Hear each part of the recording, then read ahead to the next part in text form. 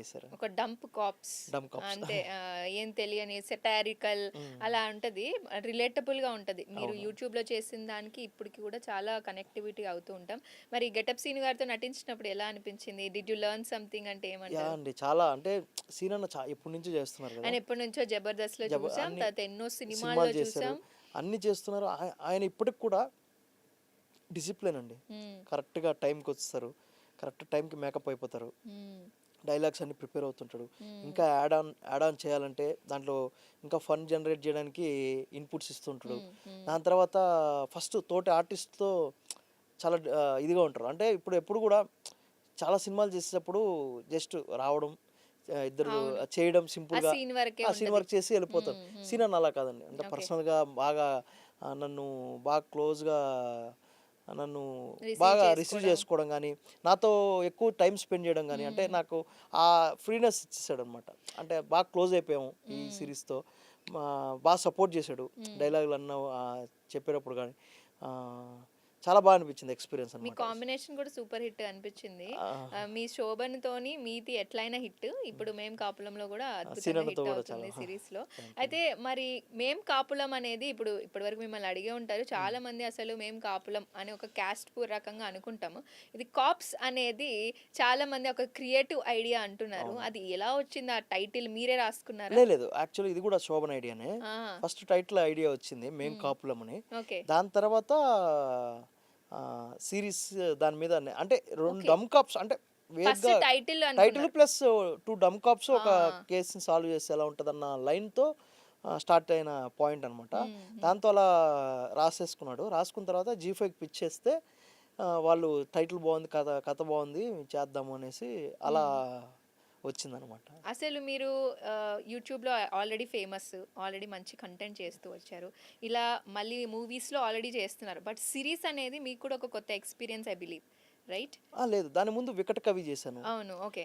'వికట కవి' సీరీస్ చేశాను. హ్మ్. హ్మ్. అలా 2, 3 సీరీస్ చేసిన తర్వాత ఇది నేను అవును. అంటే ఇది ఎందుకు స్పెషల్ అంటే నేను లీడ్‌గా త్రూఅవుట్‌గా అవును. చేయడం యెస్. అనేది అసలు మీ మీదే ఉంటుంది మొత్తము. అవునవును. సో, ఆహ్ అది ఫస్ట్ ఎక్స్‌పీరియన్స్, బెస్ట్ ఎక్స్‌పీరియన్స్ అండి. అంతకుముందు 'సొడాలి బ్రదర్స్' హిట్ అవ్వడం కారణంగా మీ మీదే ఎక్కువ ఫోకస్ కనిపిస్తుంది. అంటే వి ఆర్ లైక్ ఇంకేమొస్తుంది? నెక్స్ట్ ఏం చెప్తారు? అది నెక్స్ట్ ఏం సెటైరీ వస్తుంది? ఓకే. ఎంత డంప్‌గా వస్తుంది? మేమందరం కూడా అప్పుడప్పుడు అంత మన నిజ జీవితంలో ఎప్పుడో ఒకసారి అంత డంప్‌గా బిహేవ్ చేసి ఉంటాం. మన ఫ్రెండ్స్‌లో గాని ఎప్పుడైనా. So, we were so excited next every సీన్‌కి 'మేం కాపులంలో'.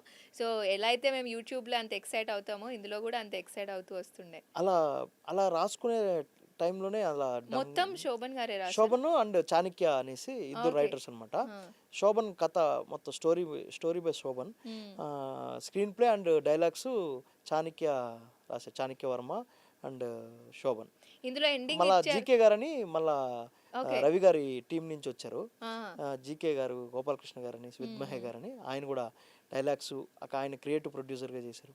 సో, వాళ్ళందరూ కలిసి చేశారు. మీదొక అద్భుతమైన మంచి టీమ్ అని జెప్పొచ్చు కదా! అవునండి. అయితే ఇందులో ఎండింగ్ ఉందా? మళ్ళీ ఇంకో సీరీస్‌తో వస్తారా? లేదు. కంటిన్యూషన్. ఇది యాక్చువల్‌గా ఇది క్లోజ్ అయిపోయింది. హ్మ్. ఆహ్, చాలా రీచ్ బట్టి దాన్ని బట్టి ఇంకొక చాలా వరకి క్లోజ్ అయిపోయినా మళ్ళీ కొత్త స్టోరీతో మళ్ళీ స్టోరీతో అదేతో అంటే ఇదే వస్తున్నారు. కాప్స్ వేరే ప్లేస్, వేరే ఆ! కేస్ అలా సాల్వ్ సాల్వ్ చేయొచ్చు. చేయొచ్చు. రైట్. ఇంకా క్రేజీ కేస్ అలా హ్మ్. హ్మ్. తీసుకెళ్ళొచ్చు. అంటే హ్మ్. క్యారెక్టర్స్ బాగా రీచ్ అయింది కాబట్టి హ్మ్.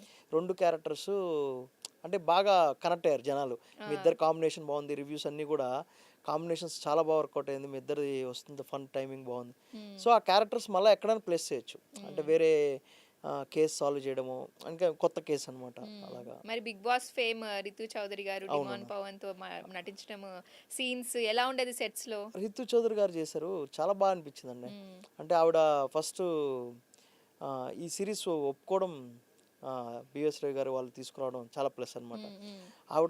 ఆవిడ రావడంతో అంటే మేము స్టార్టింగ్ నుంచి ఆ క్యారెక్టర్ ఎవరు చేస్తే బాగుంటుంది అని అనుకుంటున్నాం. హ్మ్. రీతు గారు కరెక్ట్‌గా యాప్ట్ అయ్యారండి. యాక్చువల్లీ ఒక రీల్ గూడా ఫేమస్ అయింది. మా వాళ్ళే అడిగినప్పుడు, మీరు చౌదరీస్ కదా! కాపులంలో ఎలా ఉన్నారని అడిగినప్పుడు, అది కాపులని క్యాస్ట్ గాదు. అది అదండి కాపులు. కాప్స్. మేము కాప్స్ అని చాలా క్లారిటీగా స్పష్టంగా చెప్పారనమాట. అది చాలా వైరల్ గూడా అయిపోయింది. అవునవును. సో, డిమాండ్ పవన్ గారు ఎప్పుడైనా సెట్‌లోకి రావడం, రితు లేదు చౌదరి లేదు. గారి లేదు ఫ్రెండ్స్ లేదు కదా! లేదు. ఎలా లేదు. అనిపించింది? ఆవిడ ఓకే. సెట్‌కైతే రాలేదు గానీ మాకు హ్మ్. పరిచయం లేదు యాక్చువల్లీ. హ్మ్. రీతు గారైతే ప్రమోషన్స్ అయితే బాగా జరిగాయి. బా జరిగాయి. మీ బా మేము చేశారండి. చాలా బా కాపులంకైతే. జరిగింది. యాహ్!